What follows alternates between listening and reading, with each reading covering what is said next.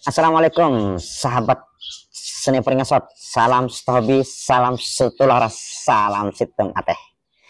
Syukur alhamdulillah sahabat, semoga hari ini kita tetap diberikan kesehatan, rezeki yang melimpah dan juga halal, agar kita bisa beraktivitas dan juga bisa beribadah dengan baik. Dunia senapan sahabat. Kadang-kadang ada teman-teman yang bertanya, bang, bagaimana agar senapan saya tidak mudah rusak? Oke, mungkin akan kita bahas sahabat bagaimana cara penggunaan dan cara perawatan ya. Walaupun secara usia penggunaan sahabat, senapan ini dengan tekanan yang tinggi, dengan kinerja yang juga sangat tinggi, maka pasti ada beberapa kerusakan-kerusakan komponen yang perlu kita perbaiki. Namun kerusakan komponen itu pasti kerusakan-kerusakan ringan yang mana kita bisa atasi sendiri. Melihat dari tutorial di YouTube dan sebagainya, tidak harus dibawa ke tukang reparasi yang membutuhkan biaya tambahan. Oke, apa saja yang harus kita lakukan dalam merawat senapan kita agar tidak mudah rusak? Kita mulai dari uklik ya, kita mulai dari uklik karena yang saya pegang adalah uklik. Yaitu yang pertama sahabat, yang sering menciptakan senapan itu rusak fatal adalah pada pompa. Setelah pada pompa, pada uklik itu sahabat, yaitu klep pompa itu jangan terlalu panjang ya, jangan terlalu panjang. Usahakan kalau umpamanya kita buka semacam ini ya, kita buka, kemudian kita tutup tanpa harus isi angin di dalamnya, kita tutup mungkin sekitar 2 sentian dari pipa serombong, stang pompanya sudah merekat kayak gini. Jadi saat kita tutup ini mudah. Jangan sampai setelan pompa ini sudah merekat kayak gini sahabat, sehingga kalau kita tutup kayak gini sangat keras, nggak ada angin, sangat keras. Kita tekan, maka ini biasanya sahabat akan menyebabkan beberapa pasak yang ada pada senapan ini dol, baik pada pasak pompa di sini, atau bisa juga sahabat tabung bagian di dalam ini tertekan oleh klep pompa sehingga akan mundur, dan di bawahnya itu akan dol, ataupun pengunci di belakang ini akan dol. Pompa yang pertama setelah pompa. Yang kedua sahabat, maksimal mompa gitu, maksimal mompa. Jangan sampai walaupun kalian punya otot kawat tulang besi Anda memompanya itu sangat-sangat banyak di luar batas kemampuan senapannya. Saat Anda menekan pompa sangat kuat, maka beberapa konstruksi pada senapan ini akan tertekan sangat kuat.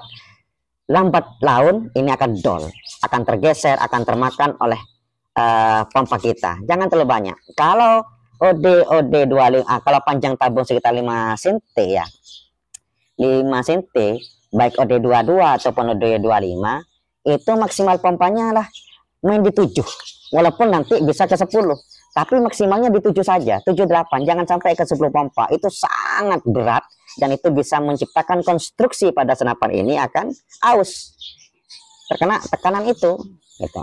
Beda kalau tabungnya umpamanya panjangnya sudah 6 cm, 7 cm atau sampai 11 cm. Tabungnya akan bisa sampai 40 kali pompa seperti Zatvan dan sebagainya gitu. Itu yang pertama pada segi pompa ya, biar lebih awet. Yang kedua sahabat, yaitu pada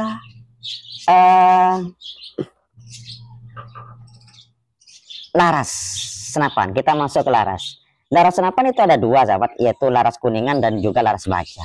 Sekarang banyak sahabat-sahabat yang sangat berminat kepada laras baja ketimbang laras kuningan, sehingga kadang-kadang larasnya sudah kuningan masih dirubah baja, padahal baja sahabat punya nilai keausan yang lebih tinggi ketimbang kuningan, karena baja itu bisa korosi, bisa karat, bisa kotor, bisa termakan oleh karat, bisa rusak larasnya. Maka kalau umpamanya senapan sahabat itu menggunakan senapan dengan laras baja, maka pembersihan laras secara berkala itu penting biar tidak termakan oleh karat itu, kecuali memang senapan kalian itu sering digunakan sehingga akan terbersihkan oleh memes secara sendirinya. Tapi kalau jarang digunakan, hanya ditinggal, nanti lembab dikasih minyak kan, umpamanya dikasih minyak berlebihan sehingga kotor di laras, mudah berkarat, maka karatnya bisa rusak dan nanti akurasinya sudah hancur lebur. Kalau yang kuningan sahabat, kalau yang kuningan itu juga hati-hati ketika kalian itu menggunakan memes-memes yang keras seperti slug, seperti yang keras-keras lah. Biasanya yang keras-keras itu sahabat grainnya tinggi tapi memesnya pendek. Kalau grainnya tinggi, memesnya agak panjang, biasanya rok bagian belakang itu akan agak dalam. Tapi kalau yang pendek, contohnya seperti halnya D12 lah kan, bedanya dengan yang GR12 ataupun Jawara GR12 itu kan beratnya sama tapi memesnya lebih pendek yang D12. D12 itu keras, ketika kita pencet menggunakan tangan kita itu nggak mungkin penyok, beda dengan yang Jawara GR12 kita pencet menggunakan tangan kita pasti penyok gitu. Nah, penggunaan memes-memes yang keras terhadap laras-laras kuningan itu cepat menciptakan keausan pada larasnya, karena kuningan itu nilai kealotan bahannya lebih rendah ketimbang bahan baja. Walaupun ya lama juga penggunanya ya, bisa tahunan juga, tapi nggak pas bertahun-tahun juga nanti keawetannya pada laras. Jadi pembersihan secara berkala itu penting, kemudian juga penggunaan memes juga perlu diperhatikan kalau laras, agar tidak mudah rusak total lah. Yang ketiga sahabat, yaitu penggunaan minyak. Saat kita pengen, minyak penting sahabat, minyak itu jangan dibuat kering. Kalau dibuat kering, tidak kasih pelumas, karena dalam senapan pada uklik terutama ya, banyak konstruksi yang terbuat dari karet, itu akan kering, akan mati, dan akan pecah kalau tidak dikasih minyak. Penggunaan minyak sahabat, itu juga ada batasnya. Jangan terlalu sering dan jangan terlalu banyak. Kalau terlalu sering dan terlalu banyak, kotor sahabat. Di dalam tabungnya kotor, di dalam larasnya kotor, sangat kotor. Maka biasanya ada beberapa konstruksi yang macet kemudian bos. Gitu. Kemudian juga sahabat, saat kalau umpamanya kalian menggunakan chamber yang bahannya plastik seperti Sub Innova Canon 737, itu sahabat, saat memompa kita jangan pegang kayak gini, pegang popor belakang, pegang stang pompa depan. Kalau umpamanya Anda pompa seperti ini sahabat, kita akan menekan secara terbalik ya, ini kita tekan ke bawah, sedangkan yang ini kita tekan ke atas kan. Maka nanti baut yang ada di sini ini akan menarik chamber itu ke bawah, sehingga chambernya bisa bisa pecah, chambernya bisa pecah kalau umpamanya kayak gini. Selanjutnya sahabat, kalau pada PCP, kalau pada gejluk lah, kita mulai dari gejluk dulu. Gejluk itu kan antara uklik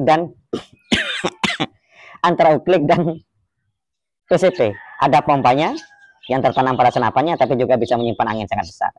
Kalau pada gejluk itu, Anda itu kalau mau memompa ya, kalau mau memompa jangan barbar, karena sangat pengen cepet lah kita barbar, itu bisa konstruksinya bisa tergoncang, bisa kemudian banyak yang rusak. Juga perhatikan pada tekanan angin antara PCP dan gejluk juga sama. Jangan sampai tekanan anginnya itu di luar batas toleransi tabungnya. Ada tekanan angin yang 2500, 2700, 3000, 4000 sampai 6000 PSI, jangan sampai di luar batas toleransi tabungnya. Maka kalian harus ketahui dulu senapan kalian itu PCP dan juga gejluk itu batas toleransi tabungnya itu berapa PSI. Dan juga sahabat, jangan ditinggalkan dalam tekanan angin tinggi juga.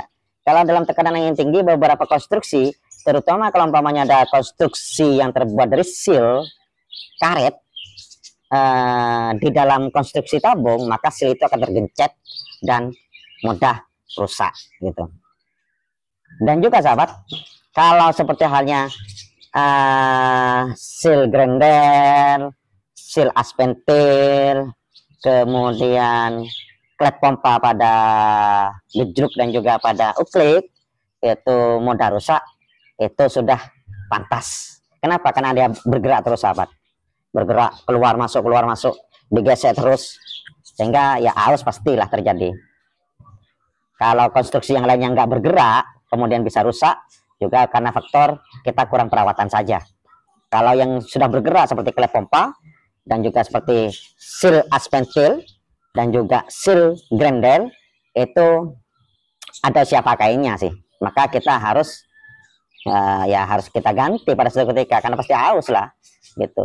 Nggak bisa kalau umpamanya gimana bang biar seal aspentil ataupun seal grinder tidak mudah aus, ya enggak, jangan digunakan.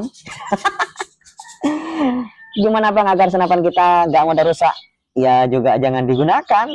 Itu pun kadang-kadang nggak digunakan juga rusak gitu.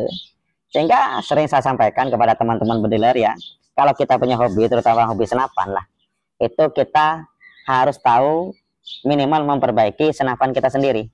Karena seperti kelas sepeda motor saja sahabat, itu kan berkala kita harus servis gitu. Gak pas kita harus gunakan terus tanpa harus ada perbaikan sedikit-sedikit, nggak mungkin, karena pasti ada nilai keausan, usia pakai lah gitu. Maka pasti ada kerusakan.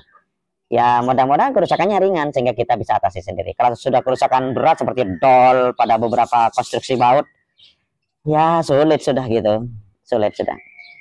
Mungkin itu saja diskusi kita santai kita kali ini. Ini sore-sore ya sahabat. Oke, kurang lebihnya mohon maaf. Assalamualaikum warahmatullahi wabarakatuh.